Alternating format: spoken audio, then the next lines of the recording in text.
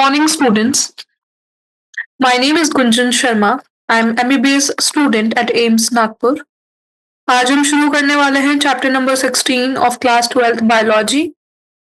We will do NCERT exemplar of chapter number 16 environmental issues. ठीक है.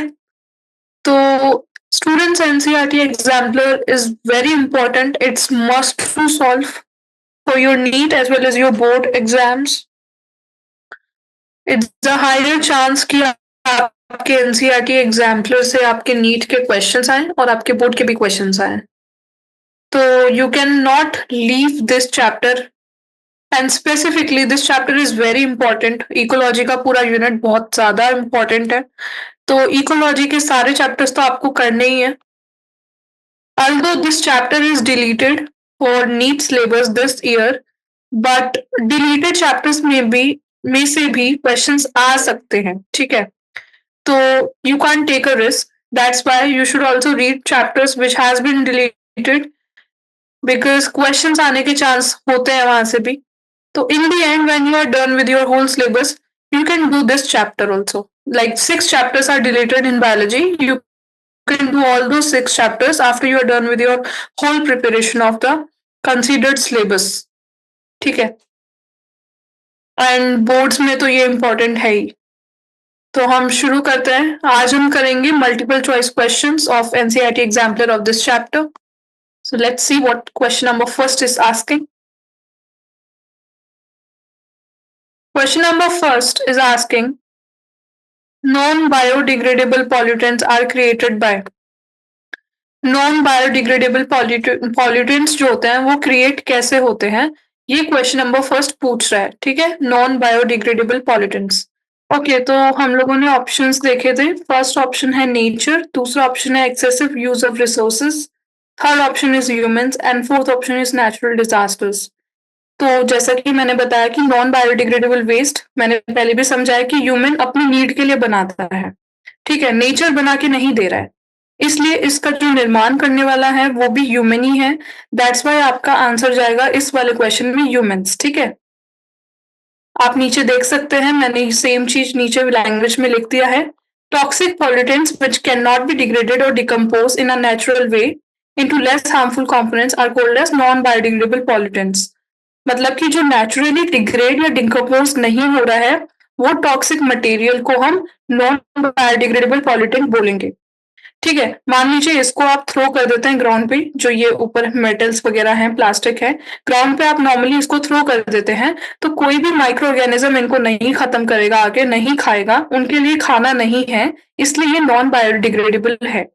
जो primary source है नॉन बायोडिग्रेडेबल पॉल्यूटेंट्स का वो ह्यूमन बींग्स ही हैं, क्योंकि इनका कंजम्पशन रेट बहुत ज्यादा हाई है. मतलब ये जो चीजें हैं हमारे दिनचर्या के काम में बहुत ज्यादा आती हैं. ठीक है. प्लास्टिक, पॉलिथीन, पॉलीमर्स, ये सब कैंस, मेटल्स, इसलिए ह्यूमन बींग्स को ये इतनी ज्यादा काम आती है. तो इसका जो पॉल्यूशन हो रहा है वो ह्यूमन बींग्स के द्वारा ही हो रहा है. इनके अंदर क्या क्या आता है, मेटल्स आते हैं जैसे arsenic, polythene, mercury, plastic, synthetic fibres. ठीक है. तो that was about non biodegradable waste. अब आप आते हैं नेक्स्ट क्वेश्चन पे. Question number second.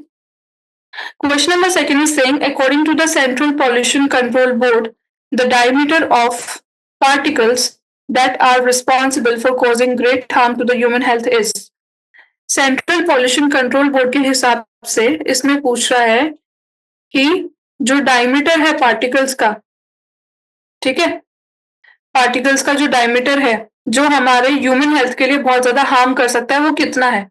तो ये एकदम लॉजिकल क्वेश्चन है कॉमन सेंस का कि ये तो ठीक है, इन्होंने एक डायमीटर सेट किया, लेकिन जब आप इन ऑप्शंस को गो थ्रू करोगे, पहला ऑप्शन आपको है 2.5 माइक्रोमीटर्स, दूसरा ऑप्शन है 5 माइक्रोमीटर्स, थर्ड ऑप्शन है 10 एंड लास्ट ऑप्शन है 7.5. ठीक है.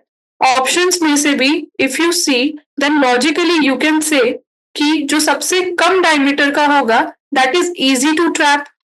ठीक है. That is easy to trap where in the minute vessels. आपकी जो कैपिलरीज हैं, आपके जो बॉडी के अंदर जो भी एयरवे ट्रैक्ट है, मेनली तो ये जो पार्टिकल्स होते हैं ये आपके मुंह, नाक, कान से ही जाते हैं. ठीक है. तो आपका एयरवे जो ट्रैक्ट है वो इतना पतला होता है, वहां पे पार्टिकल जाने के लिए, लंग्स तक पहुंचने के लिए, लंग्स जो होते हैं उनके अंदर इतने पतले पतले एल्वेलाई होते हैं, तो एकदम पार्टिकल का साइज बहुत ही कम, माइन्यूट चाहिए। जितना ज्यादा छोटा साइज होगा उतना ज्यादा ही ह्यूमन हेल्थ के लिए वो खराब रहेगा। ठीक है, पॉल्यूशन करने के लिए, क्योंकि वो अंदर तक पहुंच जाएगा साइज। अगर बड़ा रहेगा तो बाहर ही अटक जाएगा, एंड ह्यूमन को, मतलब जो इंसान होगा, कोई बड़ा साइज अगर आपके अंदर चला गया है, मतलब आपके नाक में से कुछ बड़ा पार्टिकल चला गया है, तो ट्रैप हो जाएगा, ट्रैप होके वो अपने आप छींक के बाहर निकल जाता है। ये हमारे बॉडी का क्या होता है, रिफ्लेक्स होता है, रिएक्शन होता है। लेकिन कोई छोटा पार्टिकल है, वो अंदर चला जाएगा, लंग्स को डैमेज कर सकता है। इसलिए जब आप ये ऑप्शंस देखेंगे तो जो सबसे कम डायमीटर की चीज है वो आपको समझ आ जाएगी कि वही सबसे ज्यादा खतरनाक हो सकता है। इसलिए इसका ऑप्शन करेक्ट होगा 2.5। And central Pollution Control board ने भी बोला है कि डायमीटर ऑफ पार्टिकल्स जो रिस्पॉन्सिबल है आपकी ह्यूमन हेल्थ को हार्म करने के लिए, वो है 2.5 माइक्रोमीटर्स। ठीक है, तो एक बार ये देखिए और क्या बोला है सेंट्रल पॉल्यूशन कंट्रोल बोर्ड ने। इन्होंने दो तरह के पार्टिकल्स को एक्सप्लेन किया है। पहले इन्होंने एक्सप्लेन किया है सेटेबल पार्टिकल्स को, ठीक है, एंड दूसरा इन्होंने एक्सप्लेन किया है सस्पेंडेड पार्टिकल्स को, सेटेबल एंड सस्पेंडेड। इन्होंने डिफाइन किया है कि जो सेटेबल पार्टिकल्स हैं वो लार्जर देन 10 मिलीमीटर डायमीटर के होंगे, और जो सस्पेंडेड हैं वो लेस देन 10 होंगे। ठीक है, ये पर्टिकुलर मैटर का दो डिवाइड करते हैं हम। एक सेटेबल होता है, एक सस्पेंडेड होता है। जो 10 माइक्रोमीटर से कम है उसको सस्पेंडेड बोलेंगे, जो 10 से ज्यादा है उसको सेटेबल बोलेंगे। तो according to Central Pollution Control Board, particle जिनका डायमीटर 2.5 या उससे कम है वो ह्यूमन हेल्थ के लिए हार्मफुल है, क्योंकि वो डीपर इनटू द लंग्स, मैंने आपको बताया था इधर लंग्स का, ठीक है, क्योंकि वो डीपर इनटू द लंग्स चले जाएंगे, जो बहुत सारा ब्रीदिंग और रेस्पिरेटरी प्रॉब्लम करेंगे, और वो हमारे लिए जानलेवा भी हो सकते हैं। इसलिए 2.5 माइक्रोमीटर आपका आंसर रहेगा। बस इतना देख लेना कि 2.5 माइक्रोमीटर तो एक तो आपको याद ही रखना है, दूसरा लॉजिकली भी देखें तो ये सबसे छोटा है और ये आसानी से अंदर पेनिट्रेट कर सकता है बॉडी के।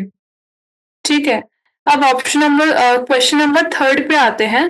क्वेश्चन नंबर थर्ड है, the material generally use for sound proofing of rooms like a recording studio and auditorium is. तो आपने, अगर आप किसी स्टूडियो में गए हैं जहाँ पे म्यूजिक रिकॉर्ड किया जाता है, ठीक है, तो आपने देखा होगा वहां की जो वॉल्स होती हैं, एक तो वो बहुत ही सॉफ्ट होती है, अगर आप उसको टच करेंगे फ्लफी होती है, ठीक है, और जो साउंड है, जो भी साउंड इस रूम के अंदर प्रोड्यूस हो रहा है, ये इस वॉल को पेनिट्रेट करके बाहर नहीं जा पाता है, इसी के अंदर रह जाता है। ठीक है, तो वो जो मटेरियल है जो इस वॉल को बनाने के लिए काम में आता है, साउंड प्रूफ करने के लिए, उस मटेरियल का नाम क्या है वो पूछा है। ऑप्शंस आपको दिए हैं कॉटन, कॉयर, वुड एंड स्टाइरोफॉर्म। चार ऑप्शंस आपको दिए हैं, ठीक है, तो आपको सही ऑप्शन इनमें से बताना है।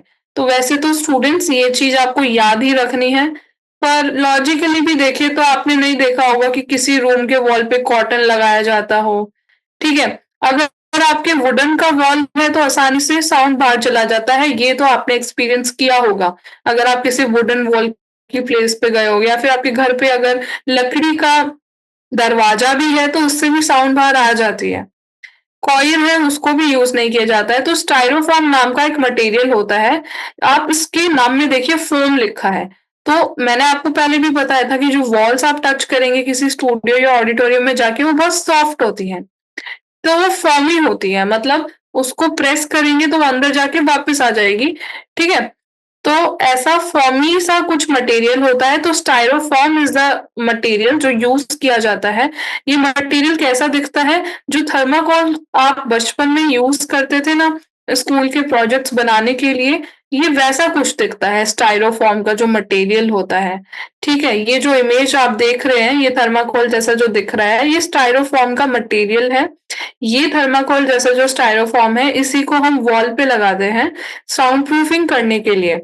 ये देखिए, ऐसे स्टूडियोज होते हैं, ठीक है, ऑडिटोरियम होते हैं, इनके वॉल पे ये स्टाइरोफॉर्म का मटेरियल लगा रखा है जिससे साउंड प्रूफिंग होती है। तो स्टाइरोफॉर्म क्या है, स्टाइरोफॉर्म एक पॉलीस्टाइरीन फोम है। ये एक मटेरियल है जो साउंड प्रूफिंग रूम्स के लिए काम में आता है। ठीक है। एंड जैसे auditorium, okay, and assembly hall, film lobby जहाँ पे आप म्यूजिक रिकॉर्ड करते हैं या फिर फ़िल्म रिकॉर्ड करते हैं, वैसा फ़िल्म लॉबी, जो भी आपके फ़िल्म के सेट्स होते हैं, वहाँ का साउंड बाहर ना जाए क्योंकि वहाँ पे हाई म्यूज़िक बजता है। जो आपके क्लब्स होते हैं, वहाँ पे जहाँ पे भी हाई म्यूज़िक प्लेसेस होती हैं, वहाँ सब पे इसका हम काम लेते हैं। तो मटेरियल आपको याद रखना है, कौन-सा मटेरियल है ये? स्टाइरोफ़ोम मटेरियल है। ठीक है, नेक्स्ट क्वेश्चन पे आते हैं। नेक्स्ट क्वेश्चन है compressed natural gas CNG is. इसमें पूछा है कि सीएनजी क्या है? CNG is what? ठीक है, एंड आपको ऑप्शंस दिए हैं। ऑप्शंस में आपको पहला ऑप्शन दिया है, पहला ऑप्शन है आपका प्रोपेन। ठीक है, दूसरा ऑप्शन है मीथेन, थर्ड ऑप्शन है इथेन एंड फोर्थ ऑप्शन है ब्यूटेन। ठीक है, तो propane, methane, ethane and butane. तो सबसे पहले तो यू शुड नो कि क्या ये इनका क्या केमिकल फॉर्मूला है। जब मतलब आपको ऑर्गेनिक केमिस्ट्री का क्वेश्चन में भी ये पूछा जा सकता है। ठीक है, ऐसा नहीं है कि ये बस इसी चैप्टर में पूछा जा सकता है। और ऑर्गेनिक केमिस्ट्री में आपने पढ़े होंगे ये सारे फॉर्मूलाज, तो बताओ मुझे प्रोपेन का फॉर्मूला क्या है? प्रोपेन के फॉर्मूला में हमारे 3 कार्बन्स होते हैं, ऐसा स्ट्रक्चर होता है प्रोपेन का। ठीक है, ऐसे 3 कार्बन्स होते हैं, CH3, CH2 and CH3। Methane में बस एक ही कार्बन होता है, CH4। इथेन में 2 कार्बन होते हैं, CH3, CH3। दोनों एक दूसरे से जुड़े हैं, CH3, CH3। एंड ब्यूटेन में 4 कार्बन होते हैं। तो जब आप 4 कार्बन को जोड़ोगे ऐसे लाइन में, तो वो क्या बनाएगा? ब्यूटेन बना लेगा। ठीक है, ब्यूटेन को बना लेगा। तो इसमें से आपका राइट ऑप्शन जाएगा मिथेन। जो आपकी सीएनजी गैस होती है ना, वो कुछ नहीं है, वो स्टूडेंट्स मिथेन गैस ही होती है। ठीक है, तो compress natural gas is what? Methane. And CNG, अब सीएनजी की बात हुई है यहाँ पे, तो क्वेश्चन में ये भी पूछा जा सकता है कि सीएनजी के यूजेस बताओ, सीएनजी कहाँ-कहाँ यूज किया जाता है एंड सीएनजी गैस क्यों इतना ज्यादा हाईलाइट में आ रहा है? तो उसका रीजन मैं बता देती हूँ। आपके जो पेट्रोल और डीजल के व्हीकल्स होते हैं, वो जितना पॉल्यूशन क्रिएट करते हैं, सल्फर गैस को बाहर एग्जॉस्ट में छोड़ के नाइट्रोजन गैस को, उससे कम पॉल्यूशन करता है एक सीएनजी का व्हीकल। सीएनजी का व्हीकल क्या रिलीज करेगा? मिथेन को रिलीज करेगा, जो लेस पॉल्यूटेड है, लेस पॉल्यूटेंट। ठीक है, इतना ज्यादा पॉल्यूटेटिंग नहीं है, पॉल्यूटिंग नहीं है, सॉरी, पॉल्यूटेटिंग नहीं, पॉल्यूटिंग नहीं है। तो सीएनजी व्हीकल्स आजकल यूज में आ रहे हैं। घरों के अंदर सीएनजी के सिलेंडर्स लगाए जाते हैं to cook food and something. ठीक है, तो ये सब एप्लीकेशन है आपकी सीएनजी गैस की। एंड दिल्ली के अंदर तो इतना पॉल्यूशन होने के बाद गवर्नमेंट ने एक मेजर निकाला है कि जो भी व्हीकल्स दिल्ली में पेट्रोल और डीजल के चल रहे हैं, ठीक है, उनको जल्द से जल्द सीएनजी व्हीकल्स में कन्वर्ट किया जाए to prevent what? To prevent pollution of the environment. क्योंकि आपको पता है ट्रांसपोर्ट एक बहुत ज्यादा मेजर सोर्स है हमारे एनवायरमेंट के पॉल्यूशन का। ठीक है, तो compressed natural gas or CNG is primarily methane and is considered as the most suitable alternative to petrol or diesel. ठीक है, in terms of impact fuels have on the environment. In 2002, as ordered by the Indian government, public transport vehicles in Delhi switched to CNG as it leads to less pollution and efficiently burns, producing less pollutants. ठीक है, तो 2002 में दिल्ली ने switch कर दिए थे। Government ने बोला था कि पब्लिक ट्रांसपोर्ट जो व्हीकल्स हैं दिल्ली में, मतलब प्राइवेट का तो हम कंट्रोल नहीं कर सकते हैं कि कोई डीजल की कार लेगा, कोई पेट्रोल की लेगा, उस पे तो हम इतना नहीं कर सकते। पर एक मेजर जो गवर्नमेंट ने लिया था वो पब्लिक ट्रांसपोर्ट का लिया था। तो अब दिल्ली आप कभी जाएंगे तो आप देखेंगे वहां पे सीएनजी की बसेस चलती हैं। ठीक है, सीएनजी की बसेस चलती है मोस्टली वहां पे। तो ये एक मेजर लिया था कि जो पब्लिक ट्रांसपोर्ट के व्हीकल्स थे, वहां पे दिल्ली की सरकार ने उसको सीएनजी में कन्वर्ट किया because of less pollution. Next question पे आइए। नेक्स्ट क्वेश्चन है आपका question number 5। World's most problematic aquatic weed is. Weed क्या होता है? वीड होते हैं वो अनवांटेड प्लांट्स जो आपके एनवायरमेंट के लिए हार्मफुल होते हैं। अनवांटेड हार्मफुल प्लांट्स, ठीक है, हार्म करते हैं जो आपके एनवायरमेंट को और ये अनवांटेड प्लांट्स होते हैं, इनको बोलते हैं हम वीड, अनवांटेड हार्मफुल। जो हमारे अच्छे प्लांट्स हैं, जो हमारे लिए अच्छे हैं, उनको भी ये नुकसान पहुंचाते हैं, ठीक है, हार्म करते हैं, हमारे एनवायरनमेंट को भी नुकसान पहुंचाते हैं। तो एक्वेटिक वीड का मोस्ट प्रॉब्लमेटिक एक्वेटिक वीड आपको क्वेश्चन में पूछा है और आपको 4 ऑप्शन दिए हैं, अजोला, वॉल्फिया, पिकॉर्निया एंड ट्रापा। और आप इन चारों में से आपको पूछा है कि कौन सा वीड मोस्ट प्रॉब्लमेटिक है, ठीक है। तो इसमें आपको याद रखनी है ये चीज, एनसीईआरटी में एग्जैक्टली लाइन दी है, the world's most problematic aquatic weed is what, is Eichhornia, ठीक है, एकॉर्निया है। आप जब एनसीईआरटी अच्छे से पढ़ेंगे लाइन बाय लाइन आपको वहां पे दिख जाएगा, ठीक है। तो ये कैसा दिखता है, ये कुछ ऐसा दिखता है, ये दिखने में तो अच्छा दिखता है, देखिए अच्छे से फ्लावर्स दिख रहे हैं, बट इनका कोई यूज नहीं है, ये हमारे एनवायरनमेंट को हार्म ही करते हैं। मतलब ये इतने ज्यादा उग जाते हैं कि दूसरे जो यूजफुल प्लांट्स हैं उनको उगने ही नहीं देते हैं। इस तरीके से ये हमारे एनवायरनमेंट को क्या करते हैं, हार्मफुल होते हैं, ठीक है। तो क्या नाम है, इकॉर्निया नाम है, याद रखना है आपको। तो इकॉर्निया क्या है, इसको वाटर हायसिंथ भी बोलते हैं, ये ऐसा दिखता है, ठीक है। और ये famously world's most problematic aquatic weed है। इसको टेरर ऑफ बंगाल भी बोला है because of its high rate of growth. इसको टेरर ऑफ बंगाल भी बोला है। अब क्वेश्चन में आपको ऐसे भी पूछ के आ सकता है कि टेरर ऑफ बंगाल किस वीड को बोला है, टेरर ऑफ बंगाल। तो उसमें आपको क्या टिक करना है, आपको सेम एकॉर्निया को ही टिक करना है। और आपको एकॉर्निया की जगह वाटर हायसिंथ भी लिख के आ सकता है, तो आपको कंफ्यूज नहीं होना है, वाटर हायसिंथ एंड एकॉर्निया एक ही बात है, ठीक है। It can grow rapidly and cover the surface of water bodies. जितने भी वाटर बॉडीज होती हैं उनको पूरे को ये कवर कर सकता है, इतना ग्रो ये कर सकता है, इतना पानी को ये पॉल्यूट कर सकता है, ठीक है। सारा ऑक्सीजन पानी का खुद ले लेगा, तो पानी के अंदर रहने वाले जीव और पानी को कोई ऑक्सीजन नहीं बचेगा, तो इसलिए ये हार्मफुल है। और ये जो एक्वेटिक दूसरे प्लांट्स हैं और जो फ्लावर्स, जो प्लांट्स और जो एनिमल्स हैं हमारे पानी के अंदर, उनके लिए कोई ऑक्सीजन नहीं छोड़ेगा, तो उनके लिए काफी ज्यादा हार्मफुल है, ठीक है। तो that is the most problematic aquatic weed which is Eichhornia water hyacinth. Question number 6 देखिए, which of the following exhibits biomagnification. इसमें बोला है कि इनमें से क्या बायोमैग्निफिकेशन करता है। पहला है SO2, then mercury, then DDT and then both BNC।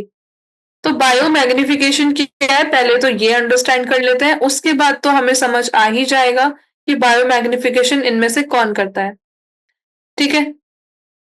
देखिए एनसीईआरटी में तो ये एकदम डायरेक्टली आपको दिया है, अगर आपने अच्छे से पढ़ी है एनसीईआरटी तो आपको देख के समझ आ ही रहा होगा, but let's understand what is biomagnification first. तो देखिए ये एक डायग्राम देखिए बायोमैग्निफिकेशन का। अब बायोमैग्निफिकेशन होता क्या है ना, जो भी हमारे केमिकल्स और जो भी हमारे इनऑर्गेनिक सब्सटेंसेस हैं, इनऑर्गेनिक मटेरियल, मिनरल्स, इनऑर्गेनिक, ठीक है, मिनरल्स, केमिकल्स, ये सब ये सब ऑर्गेनिजम्स की बॉडी के थ्रू पास करते हैं।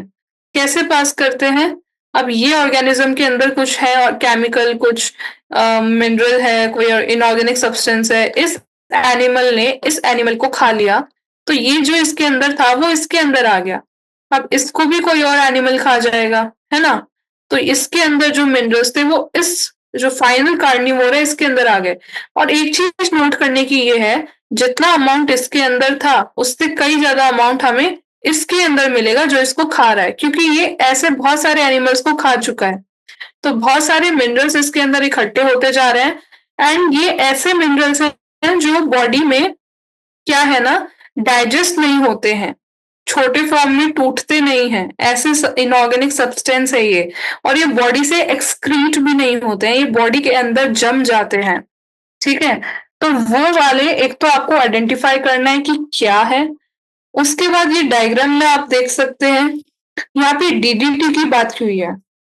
DDT का फुल फॉर्म क्या है, डाइक्लोरो डाइफिनाइल ट्राइक्लोरोइथेन। ये देखिए ये ऐसा केमिकल स्ट्रक्चर होता है, डाइक्लोरो 2 क्लोरीन, ठीक है, डाइफिनाइल 2 फिनाइल एंड ट्राइक्लोरो, ये trichloro and ethane, this is ethane, 1C and 2C, दो कार्बन का इथेन, ठीक है। तो ये स्ट्रक्चर होता है डीडीटी का। एंड ये वाला जो डायग्राम है ये आपके एनसीईआरटी से ही लिया है। इसमें आप देख सकते हैं कि वाटर के अंदर पहले डीडीटी का कितना पार्ट्स पर मिलियन, कितना कॉन्सेंट्रेशन था। उसके बाद वाटर को जू प्लैंक्टन्स ने इनटेक किया, जू प्लैंक्टन्स के अंदर फिर कितना कॉन्सेंट्रेशन आया। तो ये कॉन्सेंट्रेशन ना बढ़ता ही जा रहा है, जितना ज्यादा हम ऊपर जा रहे हैं, कार्निवोर्स और ऊपर जा रहे हैं, मतलब और कंज्यूमर्स पे जा रहे हैं, ये इसको कंज्यूम करेगा, ये इसको कंज्यूम करेगा, ये इसको कंज्यूम करेगा, तो ये जो कॉन्सेंट्रेशन है इन डीडीटी का ये बढ़ता ही जाएगा, ठीक है। तो पहले अगर 1 था तो लास्ट में जाके डीडीटी का कॉन्सेंट्रेशन बचेगा कितना, इतना ज्यादा हो जाएगा। तो एक आंसर तो आपका हो गया डीडीटी। पर जब आप इसकी बात करेंगे ना, मरकरी, मरकरी भी एक ऐसा आपका मेटल है, मरकरी Hg, जो हमारी बॉडी ना बाहर मतलब एक्सक्रीट नहीं कर पाती है, एनिमल्स की बॉडी, और ना ही इसको पूरा पूरा तोड़ पाती है।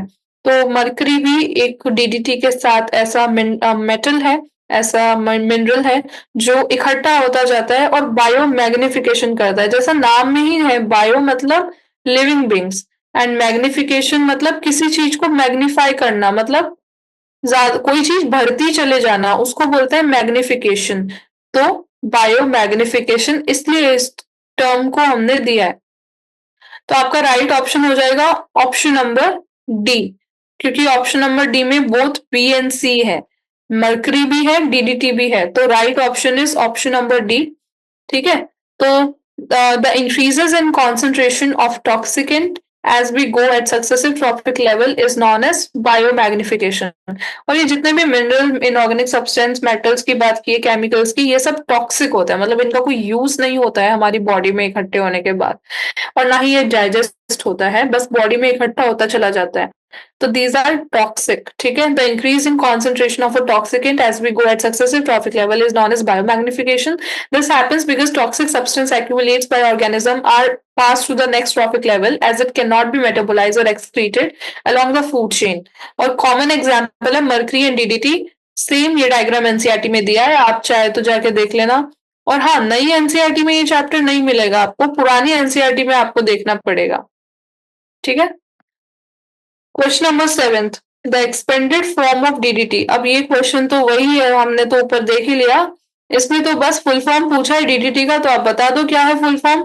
डाइक्लोरो डाइफिनाइल ट्राइक्लोरो इथेन, पहले ऑप्शन में ही दिख गया, ठीक है। स्ट्रक्चर एक बार आप देख लीजिए दोबारा, डीडीटी का स्ट्रक्चर ऐसा होता है, ठीक है। डाइक्लोरो, ये दो क्लोरीन इधर है, डाइफिनाइल, ये दो फिनाइल इधर है, इथेन 1C 2C, दो कार्बन का ये इथेन, और उस पर 3 क्लोरीन लगे हैं, trichloro, trichloro ethane, dichloro and diphenyl. तो ये आपका एक्सपेंडेड फॉर्म है डीडीटी का, तो आपका ऑप्शन 1 इज करेक्ट। चलिए 8th क्वेश्चन पे आते हैं। 8th क्वेश्चन है, which of the following material takes the longest time for biodegradation? कौन सा मटेरियल लॉन्गेस्ट टाइम लेता है बायोडिग्रेड करने के लिए? कॉटन लेता है, पेपर लेता है, बोन लेता है, जूट लेता है। एक तो देखिए ये जो चारों हैं, ये चारों ही बायोडिग्रेडेबल हैं, क्योंकि नेचुरल है। कॉटन नेचुरल है, पेपर ट्री से बनता है, बोन ह्यूमन बींग्स या फिर ये ऑर्गेनिजम्स की होती है, ठीक है। And jute, jute is also natural, ठीक है।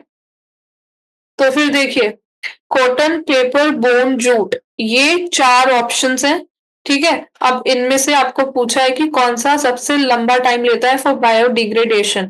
अब आप देखेंगे तो आपको देख के पता चल जाएगा कि जूट, पेपर, कॉटन सब डेलिकेट मटेरियल्स हैं, ठीक है। मतलब कि ये जो मटेरियल्स हैं ये ज्यादा हार्ड नहीं है, ठीक है। ये ज्यादा सॉलिड नहीं है, ये ज्यादा टफ नहीं है, टफ टू पेनिट्रेट नहीं है, आसानी से कम टाइम में ये डिग्रेड हमारे सॉइल के अंदर हो जाएंगे। लेकिन अगर एक बोन को अगर एक आप सॉइल के अंदर डालेंगे, बोन को, तो बोन एक बहुत टफ स्ट्रक्चर है, ये बहुत ही ज्यादा टफ है, इसको तोड़ने के लिए बहुत टाइम लगेगा डिग्रेड करने के लिए। तो लॉन्गेस्ट टाइम अगर आपको पूछा है तो आंसर होगा आपका बोन। क्या आंसर होगा? बोन, ठीक है।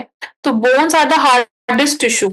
हार्डनेस की बात जो मैंने आपको यहाँ पे बताई लेफ्ट स्क्रीन पे, वही यहाँ पे राइट स्क्रीन पे मैंने लैंग्वेज में लिखा है, ठीक है। तो bone are the hardest tissue and which are primarily made up of proteins. Protein से बनता है like collagen and many inorganic compounds composed of calcium, composed of calcium. And इसके अंदर कैल्शियम होता है। Calcium is again very that kind of chemical, that kind of substance which is very hard to digest quickly. Calcium and phosphates both. इसलिए this is also one of the reason कि इसकी composition में calcium and फोस्फेट्स हैं। Proteins तो ठीक है हो जाते हैं, इतना टाइम नहीं लगता, पर कैल्शियम एंड फोस्फेट ऐसे मिनरल्स हैं जिनको टाइम लगेगा तोड़ने में, क्योंकि वो बहुत ही टाइटली बाउंड होते हैं। The inorganic content in bone is much higher as compare to the other constituents of this tissue. जो इनऑर्गेनिक कंटेंट होता है बोन में वो ज्यादा होता है। However cotton, paper and jute are made up of mostly organic matter and hence can be easily degraded by microbes. But bones, due to the presence of a lot of inorganic content, take a very long time for degradation. ठीक है, जो inorganic content होता है bones के अंदर वो बहुत ही ज्यादा होता है। inorganic चीजों को ज्यादा टाइम लगता है, ये आपको एनसीईआरटी में लिखा है। ठीक है, क्या लिखा है देखिए स्टूडेंट, जो भी इनऑर्गेनिक सब्सटेंस होते हैं उनको ऑर्गेनिक से ज्यादा टाइम लगता है टू गेट डिग्रेड। ये चीज आप याद रख लेना। कॉटन क्या है, ऑर्गेनिक है, पेपर ऑर्गेनिक है, जूट ऑर्गेनिक है। बोन के अंदर ऑर्गेनिक प्लस इनऑर्गेनिक बोथ है बोन के अंदर। ये one of the reason also कि बोन को इतना टाइम क्यों लग रहा है। ठीक है, तो इनऑर्गेनिक सब्सटेंस उसमें बहुत ज्यादा है तो ज्यादा टाइम लगता है। चलिए नेक्स्ट क्वेश्चन पे आते हैं। Question number 9। क्वेश्चन नंबर 9 है चूज द इनकरेक्ट स्टेटमेंट। अब स्टेटमेंट्स आपको क्या क्या दिए हैं। पहला स्टेटमेंट दिया है Montreal protocol is associated with the control of emission of ozone depleting substances. First option दिया है मॉनिटरियल प्रोटोकॉल एसोसिएटेड है with the control of emission of ozone depletion substances. Second है methane and carbon dioxide are green house gases. Third option है Dobson units are used to measure oxygen content of the air. Dobson units are used to measure the what oxygen content of the air, Dobson units। and last option आपको दिया है use of incinerator is crucial to disposal of hospital waste। तो one one करके सारे options एक बार देखते हैं। आपको बोला है इनकरेक्ट ढूंढना है। पहला ऑप्शन दिया Montreal protocol is associated with the control of emission of ozone depleting substances. बिल्कुल सही है ये ऑप्शन, क्योंकि ये वाला जो मॉनिटरियल प्रोटोकॉल है इसकी बात एनसीईआरटी के लास्ट वाले पैराग्राफ में की है। मॉनिटरियल प्रोटोकॉल क्यों बनाया गया था, ओजोन डेप्लीशन सब्सटेंस को कम करने के लिए बनाया गया था, जिससे ओजोन गैस का डेप्लीशन को हम बचा सके, ओजोन लेयर के डेप्लीशन को। तो ये तो एकदम सही है। दूसरा है methane and carbon dioxide are green house gases, that is also correct. ठीक है, मीथेन एंड कार्बन डाइऑक्साइड जो गैसेस हैं वो ग्रीन हाउस गैसेस हैं, ये ग्रीन हाउस इफेक्ट करती हैं। ग्रीन हाउस इफेक्ट की बात हम बाद में करेंगे। ठीक है, green house effect is cooling effect, ये आप याद रखना।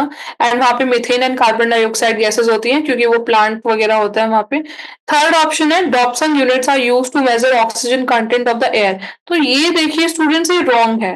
जो डॉप्सन यूनिट की बात हुई है आपके एनसीईआरटी में वो बस ओजोन लेयर के लिए हुई है कि डॉप्सन यूनिट जो होता है वो ओजोन लेयर की थिकनेस को मेजर करता है। ठीक है, डॉप्सन यूनिट। तो डॉप्सन यूनिट का काम ऑक्सीजन कंटेंट को नापने का नहीं है।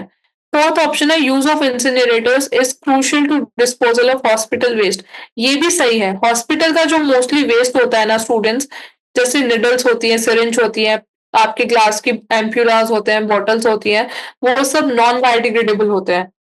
ठीक है, और इन नॉन बायोडिग्रेडेबल वेस्टेज को करने के लिए, ठीक है, डिस्पोज करने के लिए हम किसका इस्तेमाल करते हैं, हम इंसिनरेटर्स का इस्तेमाल करते हैं, इंसिनरेटर्स का। तो आपका इसमें से जो राइट ऑप्शन होगा वो होगा क्या, सी होगा, क्योंकि आपको इनकरेक्ट ढूंढना है। करेक्ट तो आपको तीन जो बाकी के ऑप्शन है वो दे रखे हैं, पर जो सी ऑप्शन है वो आपका इनकरेक्ट है। ठीक है, तो डॉप्सन यूनिट वाला ही होगा। तो oxygen content is not measured using Dobson unit but it is used to represent O3 in the atmosphere thickness or concentration. Accordingly, it has been established that the thickness of ozone is more around equators in comparison to poles. तो देखिए यहाँ पे ozone layer, troposphere, stratosphere, mesosphere सब दे रखा है। और ये जो ओज़ोन लेयर का थिकनेस है, ये नापने के लिए आप क्या यूज़ करते हैं? डॉप्सन यूनिट को मेज़र करते हैं। ये मैन मेड यूनिट आपको दी है। Next question number 10th among the following which one causes maximum indoor chemical pollution? इसमें से कौन-सा मैक्सिमम इंडोर केमिकल पॉल्यूशन करता है? पहला ऑप्शन है बर्निंग कोल, दूसरा ऑप्शन है burning cooking gas, third option is burning mosquito coil and fourth option is room spray.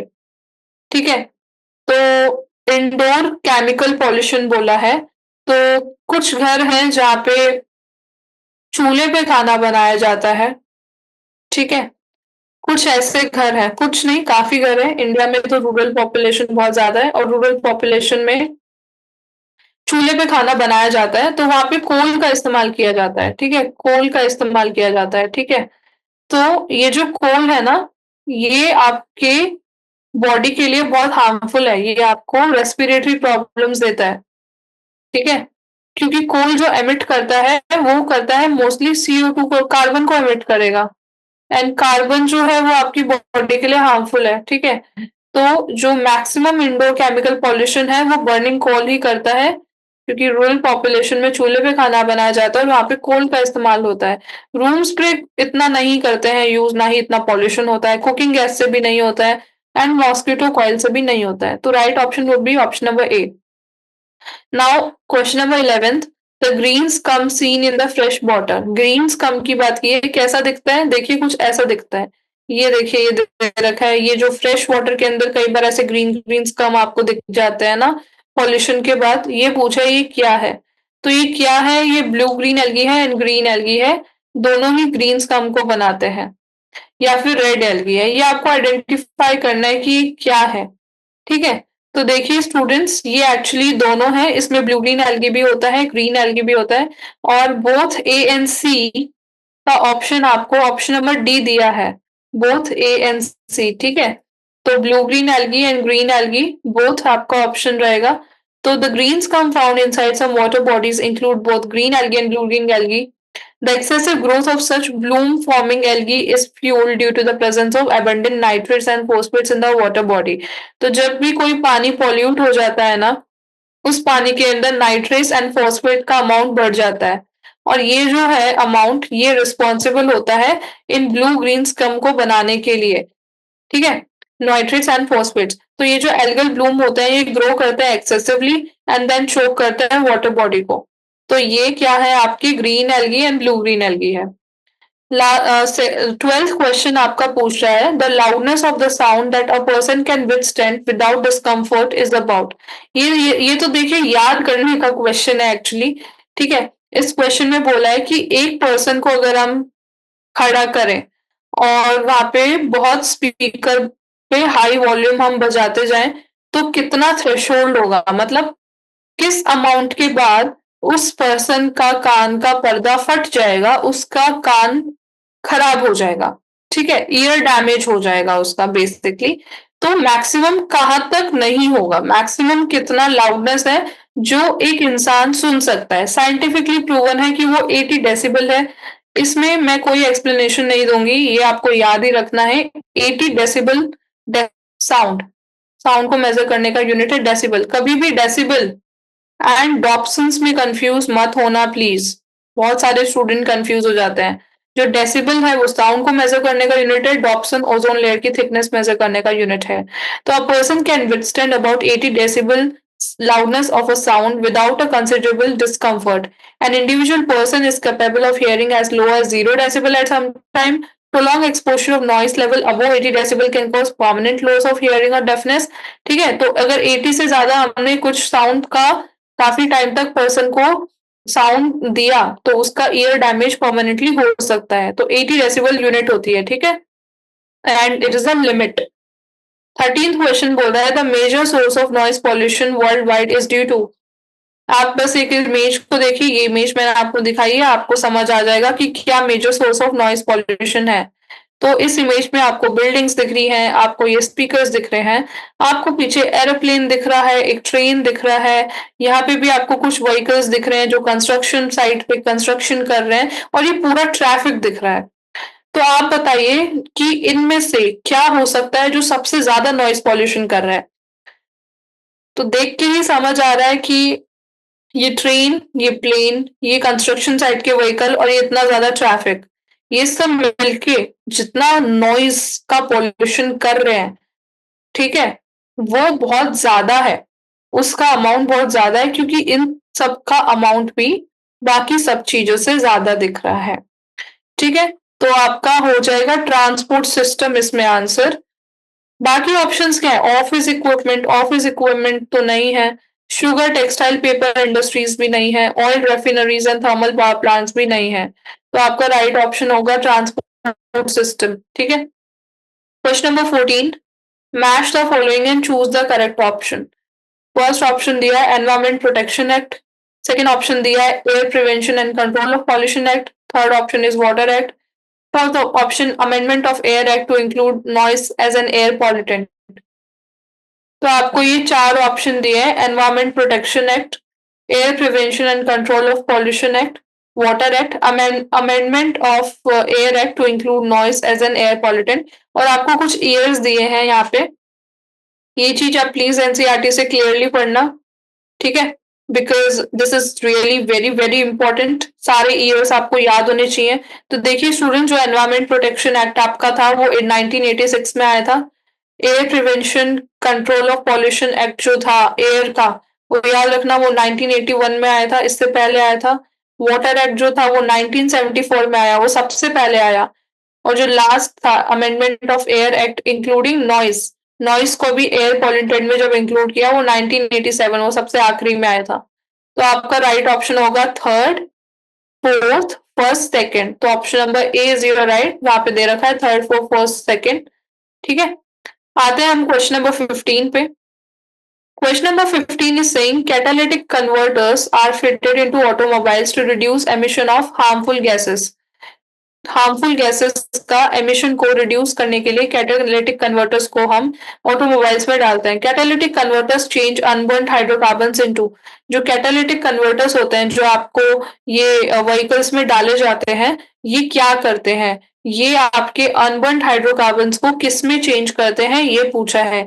तो देखिए ये मैंने दिखाया है, कुछ ऐसा दिखता है कैटालिटिक कन्वर्टर। राइट साइड पे देखिए, इसमें कैटालिटिक क्यों नाम दिया है? क्योंकि इसमें कैटालिस्ट होता है, कैटालिस्ट होता है, इसलिए इसका नाम है कैटालिटिक। एंड कन्वर्टर क्यों बोला है? क्योंकि ये अनबर्न्ड हाइड्रोकार्बन्स को गैसेस में रिलीज कर देता है। तो यहाँ पे 3 वे कैटालिस्ट है। एंड यहाँ पे देखिए अनबर्न्ड हाइड्रोकार्बन HCCO NOx, यहाँ पे हम इस तरफ से जाता है, हमारे व्हीकल्स के अंदर ये ऑलरेडी लगा होता है, और एग्जॉस्ट के थ्रू N2H2O CO2 ये निकालता है। ठीक है? तो क्वेश्चन में दिया है अनबर्न्ड को किस में चेंज करेगा। जैसा कि डायग्राम में आप देख सकते हैं, HCCO NX को ये चेंज कर रहा है वाटर में, N2 गैस में, CO2 गैस में। तो जहां पे भी ये सब चारों तीनों चीजें इनमें से कुछ दिख रहा है, वही आपका राइट ऑप्शन होगा।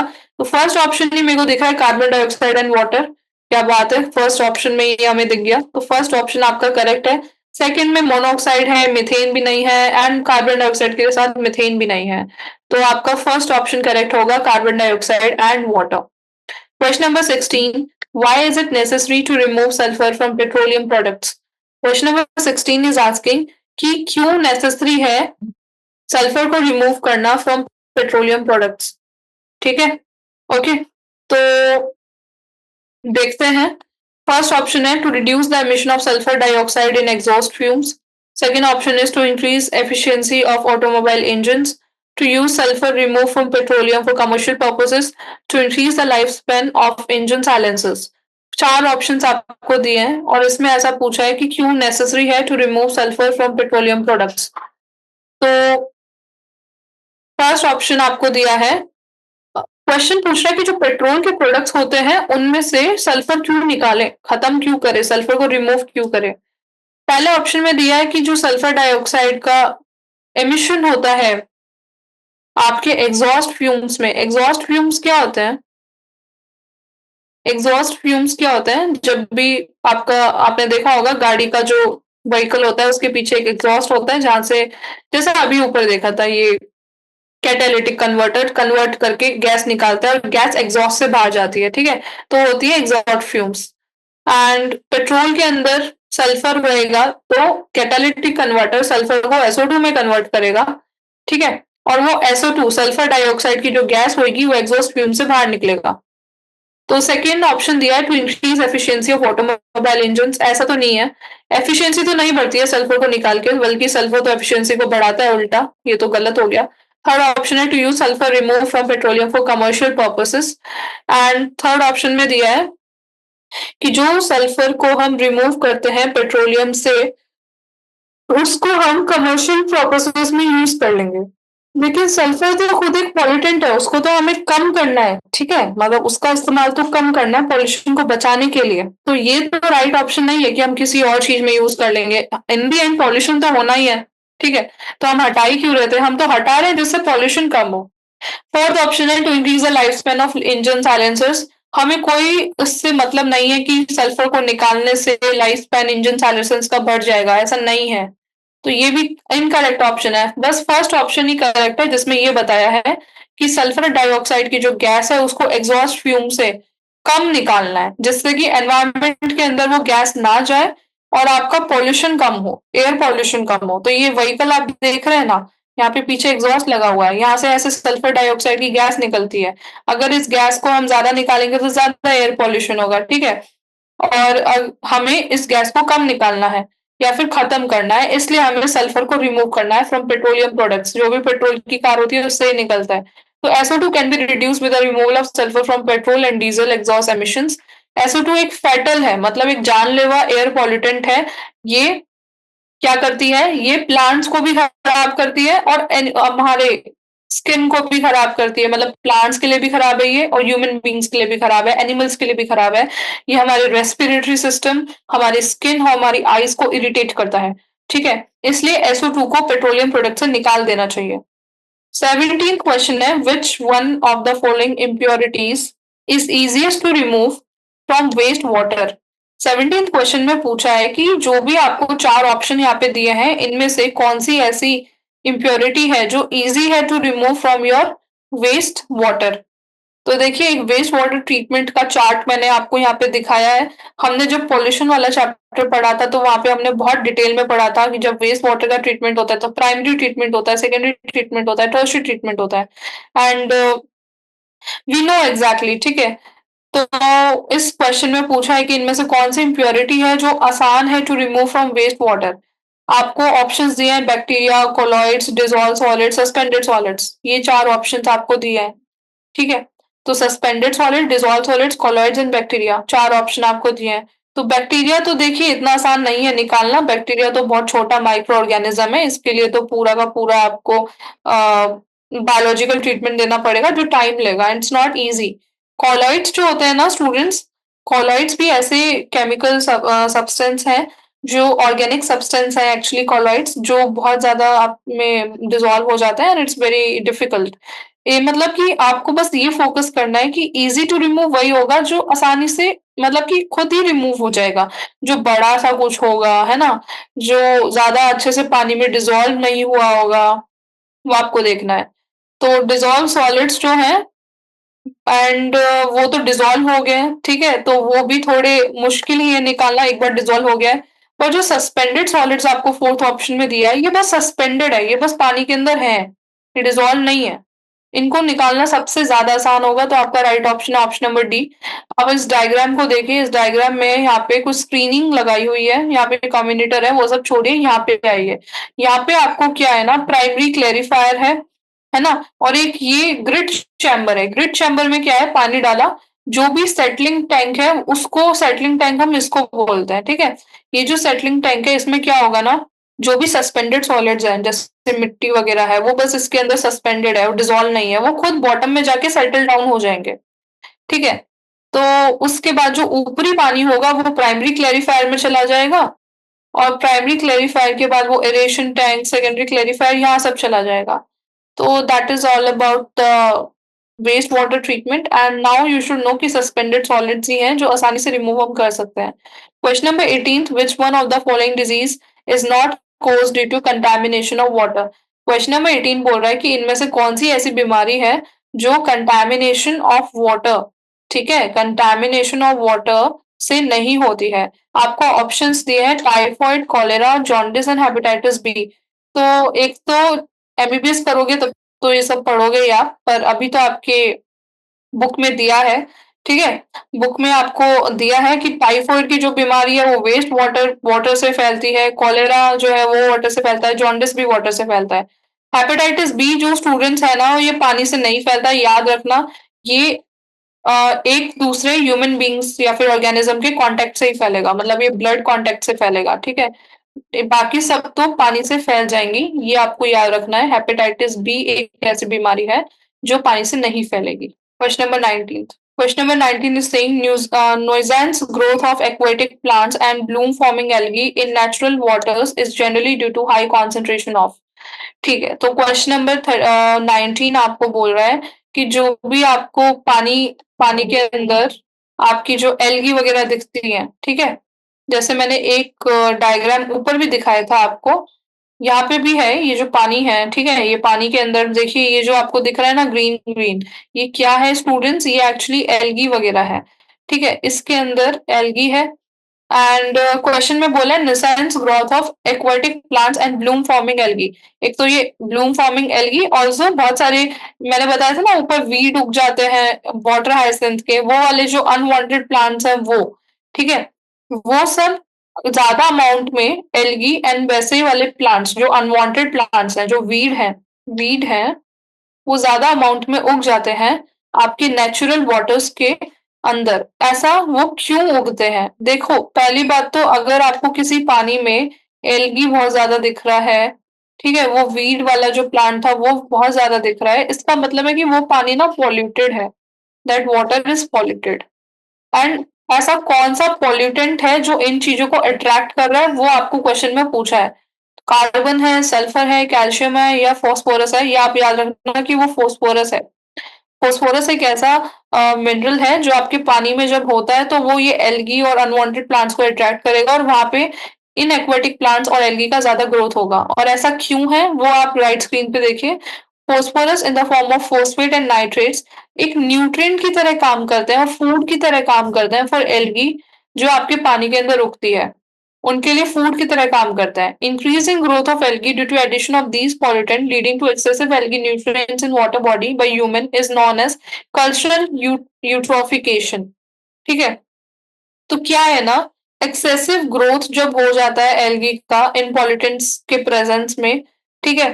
तो क्या है जो न्यूट्रिएंट होता है आपके पूरे वाटर बॉडी का वो गिर जाता है। और जब वो न्यूट्रिएंट गिर जाता है वाटर बॉडी का क्योंकि वहां पे बहुत ज्यादा एल्गी और ये गंदे गंदे प्लांट्स उग जाते हैं तो उस प्रोसेस को बोलते हैं यूट्रोफिकेशन। ये एक्स्ट्रा में मैंने यहाँ पे लिख दिया है पर मेन मेन इसका रीजन आप यही समझ के चलना कि फॉस्फोरस जो है वो फॉस्फेट्स और नाइट्रेट्स के फॉर्म में होते हैं और वो एक फूड की तरह काम करते हैं for algae and these plants. That's why जहाँ पे फॉस्फोरस होगा वहां पे उग जाएंगे। ठीक है? Phosphorus and also nitrates, nitrates भी है। तो अगर आपको ऑप्शन में फॉस्फेट्स एंड नाइट्रेट्स दोनों लिखा होता तो आप वो टिक कर देते। Question number 20। Algal blooms impact a distinct colour to the water due to. Algal blooms देखो ये होते हैं, ये एल्गल ब्लूम्स होते हैं। अब देखो ये वाटर के अंदर उगेंगे ना तो इनका एक डिस्टिंक्ट कलर आएगा।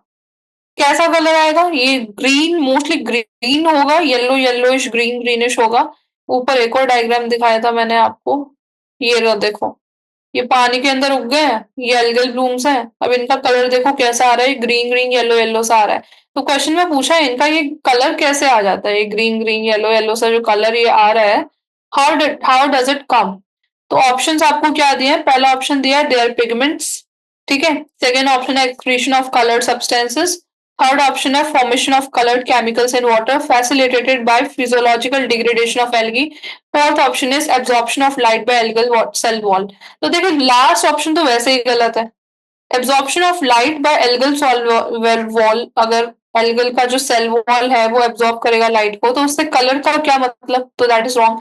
सी ऑप्शन है formation of coloured chemicals in water physiological degradation of algae.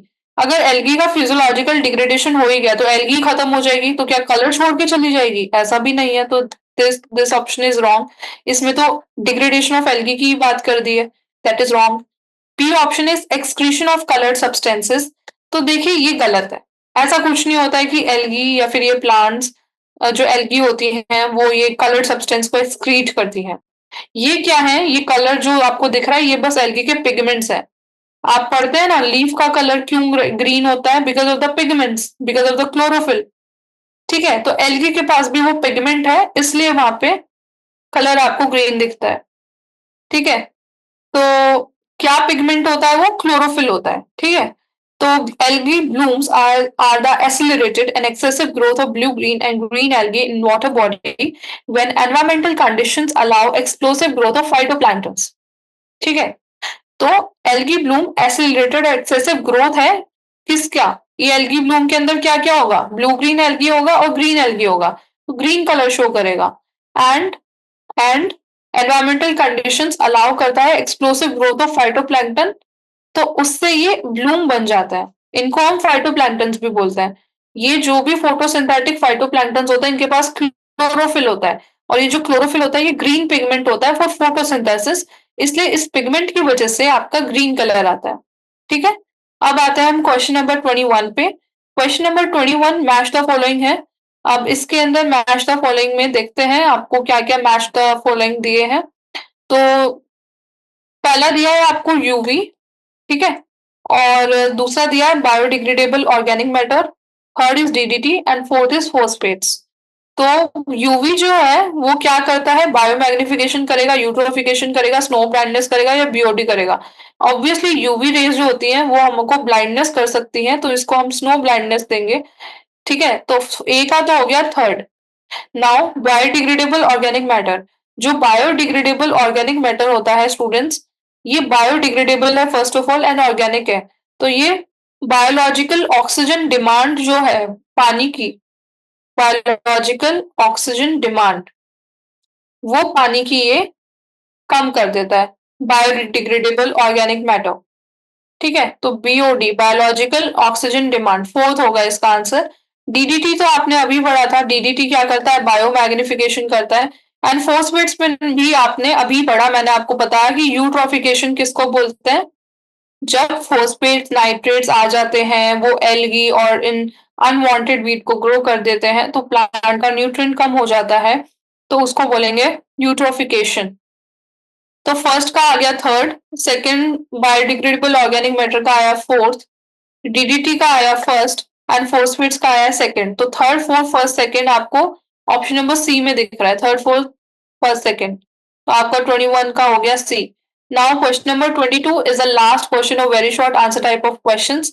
इसमें लिखा है in the textbook you came across, मतलब in the textbook you came across मतलब एनसीईआरटी की बात हो रही है।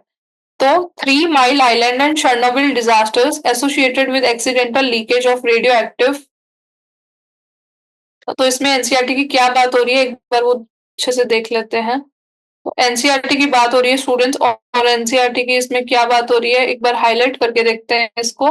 इसमें बोला है कि 3 Mile Island and Chernobyl disasters associated with accidental leakage of radioactive in India we have Bhopal gas strategy, it is associated with which of the following. अच्छा, तो भोपाल गैस स्ट्रेटेजी की बात हो रही है यहाँ पे, और इसमें बोला है कि 3 Mile Island and Chernobyl disasters, ये आपने पढ़ा होगा, 3 Mile Island and Chernobyl disasters, इनके अंदर रेडियो एक्टिव वेस्टेज का एक्सीडेंटली लीकेज हो गया था। तो देखो स्टूडेंट्स, इंडिया में एक बहुत बड़ा डिजास्टर हुआ था जिसको हमने नाम दिया था भोपाल गैस ट्रेजेडी। स्टूडेंट्स, ये 1984 की बात है। ठीक है, एक दिसंबर की नाइट, 2 दिसंबर की नाइट, हुआ क्या भोपाल के अंदर ना एक प्लांट था। किस चीज का प्लांट था भोपाल के अंदर? एक मिथाइल आइसोसाइनाइड गैस थी। ठीक है, भोपाल के अंदर वो बनती थी। तो यूनियन कार्बाइड का एक प्लांट था, India limited, union carbide India limited, union carbide, इसका प्लांट ना भोपाल भोपाल के अंदर था एक्चुअली। ठीक है, अब क्या हुआ वहां पे, कुछ तो दिक्कत आई प्लांट के अंदर। आप एक जब आपका नीट हो जाएगा तब उसके बाद आप एक सीरीज मैं आपको सजेस्ट करूंगी, रेलवे मैन, बहुत ही अच्छा सीरीज है ये जो सीरीज है रेलवे मैन, ये भोपाल गैस ट्रेजेडी के ऊपर ही है। इसमें आपको पूरा अच्छे से समझ आएगा कि क्या हुआ था 1984 में, क्या ऐसी गलतियां हुई थी जिस वजह से ये इंसिडेंट हुआ। इस इंसिडेंट में बहुत ज्यादा स्टूडेंट्स लोगों की मृत्यु हुई थी, बहुत सारे लोग मर गए थे, और जो टॉक्सिक गैस थी जो रिलीज हुई थी यूनियन कार्बाइड के प्लांट से जो भोपाल में था, वो था आपका मिथाइल आइसोसाइनाइड। आइसोसाइनाइड गैस थी जो रिलीज़ हुई थी। ठीक है, जिस वजह से ये पूरा इंसिडेंट हुआ मिथाइल आइसोसाइनाइड और मिथाइल आइसोसाइनेट। एंड ये गैस क्या करती है ना स्टूडेंट्स, ये एक्चुअली ये जो गैस होती है, ये acute short lasting and long term effects करती है ह्यूमन बॉडी के अंदर। जैसे ही ये गैस आपकी ह्यूमन के बॉडी में कांटेक्ट में आएगी, सबसे पहले तो ये आई की इरिटेशन करेगी, आई में बहुत ज्यादा जलन होने लग जाएगा, वॉमिटिंग होने लग जाएगा, सफोकेशन होने लग जाएगा, सांस नहीं आएगा और लंग को ये पूरा डैमेज कर देगा और लास्ट में इंसान सांस नहीं ले पाएगा और इंसान का डेथ हो जाएगा। इतना ज्यादा खतरनाक होता है ये गैस, बहुत ही ज्यादा टॉक्सिक होता है, पॉइजनस होता है। तो उस इंसिडेंट में मिथाइल आइसोसाइनेट नाम का गैस था जो रिलीज हुआ था। ठीक है, ये आप राइट स्क्रीन पे देख लेना, पूरा मैंने जो भी समझाया वो लैंग्वेज में लिख रखा है। जो भी मैं आपको समझाती हूँ लेफ्ट स्क्रीन पे लिख के, वो सब मैं यहाँ पे छोटे-छोटे लाइन्स में यहाँ पे लिख के रखती हूँ। तो आप प्लीज़ राइट स्क्रीन को या तो आप स्क्रीनशॉट्स लिया करो, ठीक है, अपने फ़ोन में और पढ़ते रहा करो। अगर आपको बोर्ड्स में क्वेश्चन्स आते हैं तो आपको लैंग्वेज में लिख के आना होगा, ठीक है? इसलिए मैं यहाँ पे लैंग्वेज डालती हूँ जिससे आपकी बोर्ड्स में हेल्प हो जाए। ये पूरा लैंग्वेज आपको बनाना आ जाएगा, किस तरह से आपको एक्सप्लेन करना है अपना आंसर। बाकी एमसीक्यूज़ में तो लैंग्वेज नहीं चाहिए, एमसीक्यूज़ में तो बस अंडरस्टैंडिंग चाहिए, तो वो तो हो गई होगी आपकी through what I have explained till now, ठीक है? तो students, now we are done with the MCQs of this particular chapter. From next session, we will start with very short and long answer type of questions. ठीक है? So thank you so much, students. Thank you for your time.